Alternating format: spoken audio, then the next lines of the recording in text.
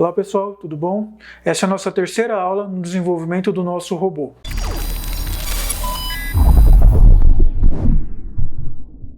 Como a gente viu na aula passada, esse nosso código aqui que a gente desenvolveu, ele tem dois problemas, né?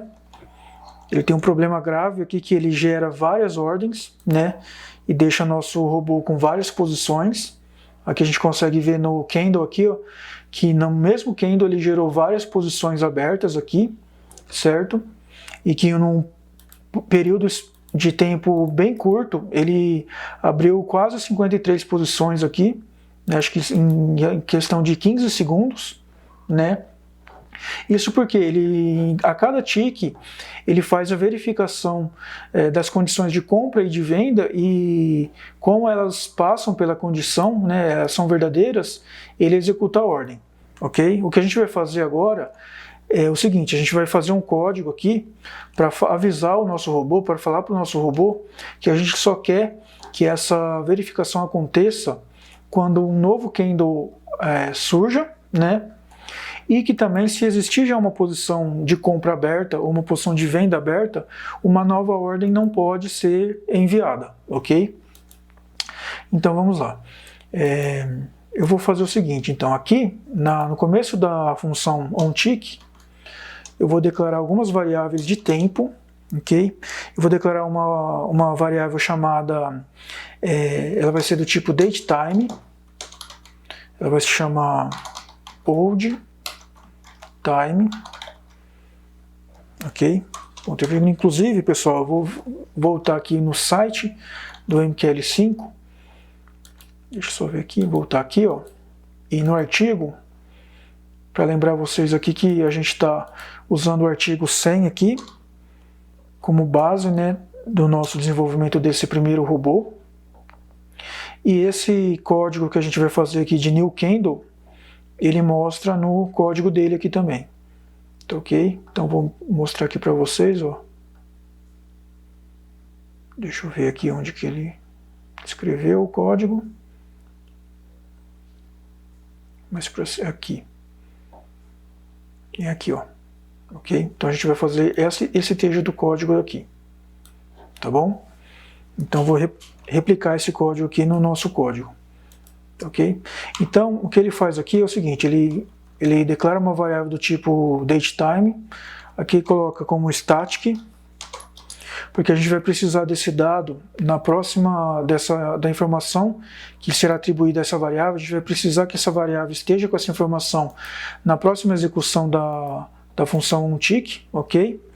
Vou declarar também outra variável aqui, também datetime, que vai se chamar new time. Ok? E essa new time, ela vai ser um buffer. Ela vai ser um vetor de uma posição só.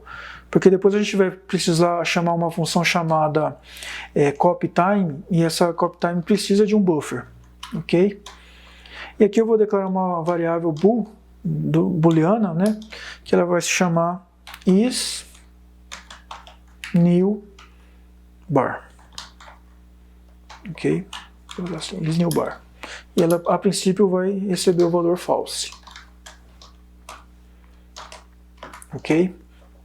Então vamos lá, como que eu vou fazer esse código para ele perceber que existe se existe um novo candle ou não. Para isso, pessoal, eu vou entrar aqui no site novamente e eu vou usar uma função chamada copyTime.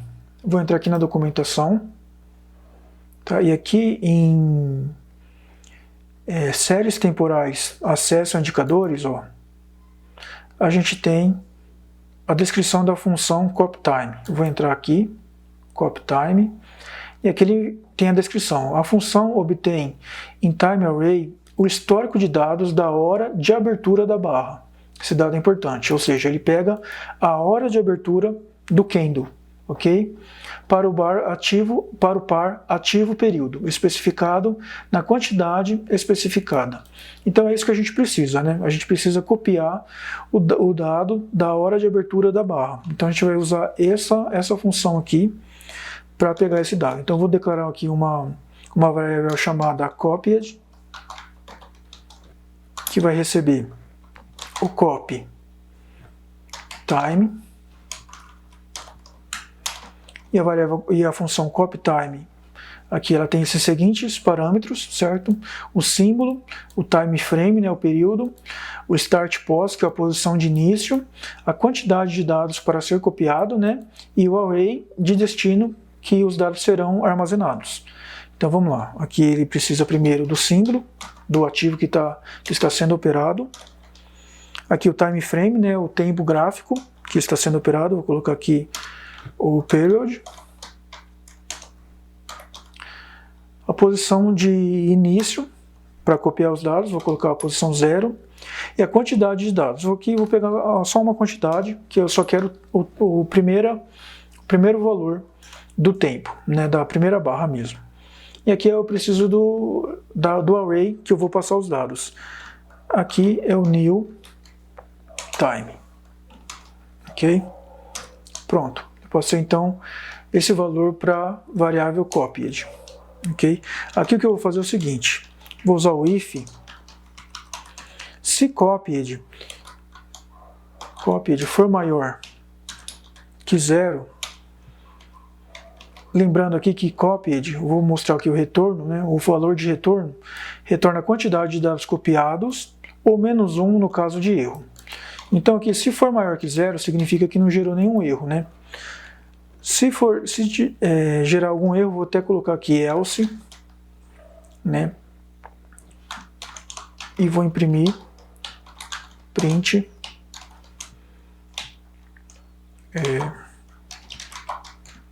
erro ao copiar dados de tempo, dados da hora de abertura do candle,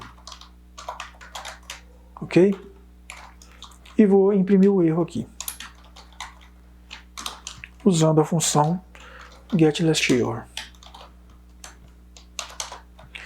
Depois vou resetar o buffer de erros com resetLastError e usar o comando return para retornar para a função start, ok? Agora, se tudo der certo, né, se copied for maior que 0, não for -1, o que a gente vai fazer é o seguinte. Eu vou fazer o seguinte, se aqui a variável old time for diferente da new time, isso vai significar que o isNewBar é igual a true, ou seja, é uma barra nova, ok? E o old new time vai receber o new time, ok? Então, o que eu estou fazendo aqui? Eu estou falando o seguinte, o old time, se for diferente de new time, o isNewBar recebe true, ou seja, recebe verdadeiro. Se ele for verdadeiro, ele demonstra que é uma nova barra. Aqui embaixo eu vou fazer o seguinte, se isNewBar for igual a false, ele vai retornar. Return. Ou seja, ele não executa nada aqui para baixo. Ele vai retornar para o onTick, ok? Então vamos lá. Se o old time for diferente do new time, ele significa que é uma barra nova, ok? Então o isNewBar recebe true e o old time recebe new time, ok? E aí ele vai cair aqui embaixo. Se o isNewBar é igual a false, não é, né? É true, então ele vai executar tudo que está aqui embaixo. Quando acontecer o próximo tick, ele vai verificar o old time, se for a mesma barra ainda, né? É diferente de new time? Não vai ser, né? Porque ainda está na mesma barra. Então ele vai cair aqui embaixo, vai ser false, certo? Sendo false, ele não vai executar nada aqui para baixo. Ele vai ser false porque aqui na onTick ele declarou novamente a isNewBar como false, ok? Ele só volta a ser true se o old time for diferente de new time, ok? Então com esse código aqui a gente consegue resolver o problema, esse problema aqui da execução de várias ordens no mesmo candle. Vamos ver se funcionou? Eu vou executar o código aqui, vou salvar Vou compilar. Deixa eu só ver aqui ele aqui, ele precisa ele é um buffer, né? Então ele precisa das posições dele, o índice 0, que é o índice atual. Ok, vou salvar, vou compilar. Agora sim não deu nenhum erro. Então vou salvar ele e vou executar ele aqui. Vou limpar isso daqui. Vou vir aqui na aba negociação e a gente vai reparar aqui na aba volume se acontece o mesmo que aconteceu na execução passada. Vou executar ele aqui, ó. Ok. E perceba que ele já entrou comprado, né, colocou o take profit e o stop loss, mas perceba que enquanto não abre uma nova barra, o volume não altera, ele não entra em novas posições, ok? Quer dizer, um problema a gente já resolveu. Ele não se posiciona em várias posições no mesmo candle, ok? No entanto, se abrir um novo candle aqui, provavelmente, se as condições forem satisfeitas, eu acredito que ele vai abrir uma nova posição, porque ele ainda não está verificando se existir uma posição, ele evita a nova entrada, certo? A gente está no gráfico de 5 minutos aqui, eu vou fazer o seguinte, eu vou remover ele aqui, vou sair dessa posição aqui, vou voltar para o gráfico de 1 minuto e vou executar esse robô aqui no gráfico de 1 minuto. Bom, ele já entrou aqui, entrou vendido, certo? Porque a nossa condição é uma condição bem básica, né? Eu fiz a condição bem básica para ele entrar a cada candle, e perceba que ele entrou, mas nesse candle aqui, o volume não se altera. Acredito que quando abrir um novo candle, esse volume vai se alterar. Vamos ver. Vou esperar aqui um novo candle abrir. Ele está ficando posicionado aqui por enquanto com um lucro, né, de R$6, R$7 aqui. Mas eu acredito que, como a gente ainda não fez o código que verifica se tem uma posição nova e evita dele entrar, se já existe uma posição vendida, ele vai entrar numa posição vendida. Ou se a condição de compra for satisfeita, ele vai entrar e vai eliminar essa posição aqui de venda. Ok? Pronto, ele eliminou a posição de venda. Por quê? Porque a condição de compra foi satisfeita. Então ele entrou comprado. Ok? Ele não deveria ter feito isso, certo? Eu vou fazer o seguinte, tá? Eu vou eliminar o robô daqui, vou remover, tá? Vou voltar para o código aqui. E o que a gente vai fazer é o seguinte.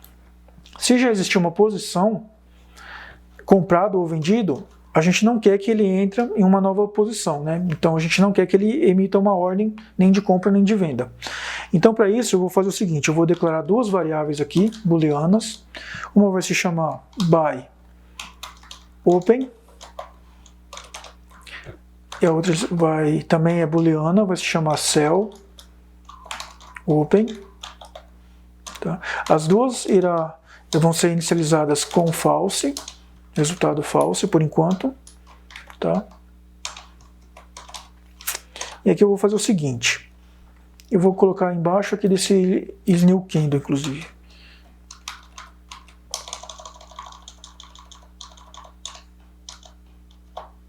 Vou colocar lá aqui embaixo.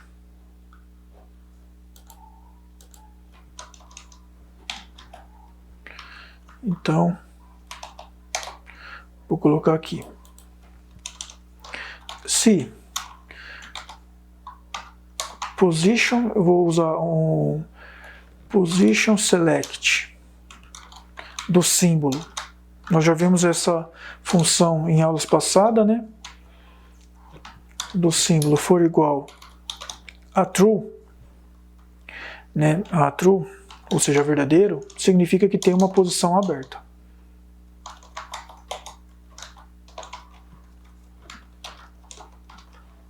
Ok? Se tiver uma posição aberta, o que a gente vai fazer é o seguinte, a gente vai verificar se essa posição ela é uma compra ou uma venda. Então, como que eu faço isso? Eu vou fazer o seguinte, if position get integer de position type for igual a position type buy, isso significa que é uma compra, certo? Então eu vou colocar que buy open igual a true, ok? Se não, else if. A mesma coisa com o cell, né? Position get integer, position type for igual a position type cell. Então aqui nós temos que cell open é igual a true, ok? E aqui a gente verifica se existe uma posição aberta de compra ou de venda. E aqui embaixo, nessas condições, quando verifica a condição de compra, eu vou fazer o seguinte: se buy open, se não buy open, na verdade, se buy open, né? Ou seja, se buy open for igual a true, ele retorna, ok? E não executa a operação embaixo, ou seja, ele nem chega a preencher a ordem a requisição de ordem de compra, ok? A mesma coisa que eu vou fazer para venda. Então if cell open, ou seja, se existe já uma posição de venda aberta, ele retorna e não executa o código abaixo.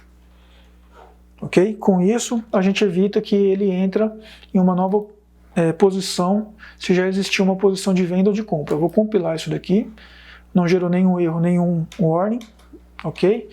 Vou voltar aqui para o MetaTrader e vou executar o nosso robô novamente. Executando ele, ó, perceba que ele já entrou numa posição aqui de buy, né, comprado, ok? Ele colocou o take profit aqui e o stop loss. Nesse candle ele não aumenta o volume, ou seja, ele não executa várias posições. E perceba que mesmo na abertura de um candle novo, acabou de abrir um candle novo, ele também não executa novas operações, ok? Ó, ele continua com o volume de 1 e ele também não abre novas posições, ok? Então com esses dois trechos de código, nós resolvemos o problema da aula passada, ok? Na aula que vem, pessoal, nós vamos trabalhar com indicadores técnicos, tá? Eu vou ensinar para vocês como a gente consegue colocar indicadores técnicos e pegar informações de indicadores técnicos para a gente melhorar as nossas estratégias aqui e condições de compra e de venda, ok? Espero vocês na próxima aula.